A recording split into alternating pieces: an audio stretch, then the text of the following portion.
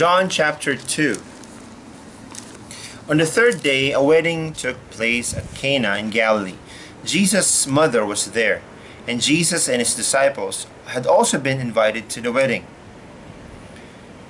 When the wine was gone, Jesus' mother said to him, "They have no more wine."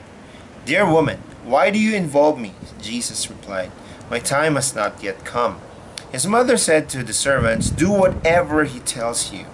Nearby stood 6 stone water jars, and the kind used by the Jews for ceremonial washing, each holding 20 to 30 gallons.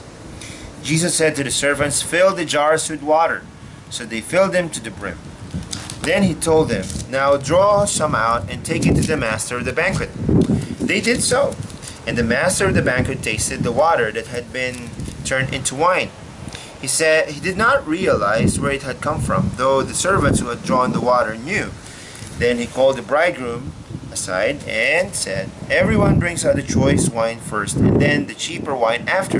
The guests have been too much to drink, but you have saved the best till now." This is the first of his miraculous signs Jesus performed at Cana in Galilee. He thus revealed his glory, and his disciples put their faith in him. After this, he went to Capernaum with his mother and brothers and his disciples. They stayed there for a few days. When it was almost time for the Jewish Passover, Jesus went up to Jerusalem. In the temple courts, he found men selling cattle, sheep, and doves, and others sitting at tables exchanging money. So he made a whip out of cords and drove all from the temple area, both sheep and cattle. He scattered the coins of the money changers and overturned the tables. To those who sold doves, he said, "Get these out of here.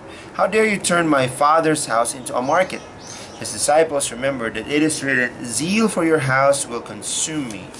Then the Jews demanded of him, "What miraculous sign can you show us to prove your authority to do all this?"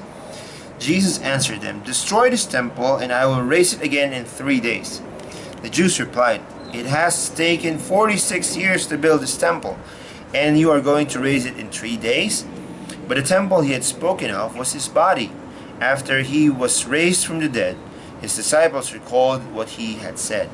Then they believed the scripture and the words that Jesus had spoken. Now, while he was in Jerusalem at the Passover feast, many people saw the miraculous signs he was doing and believed in his name. But Jesus would not entrust himself to them, for he knew all men. He did not need man's testimony about man, for he knew what was in a man.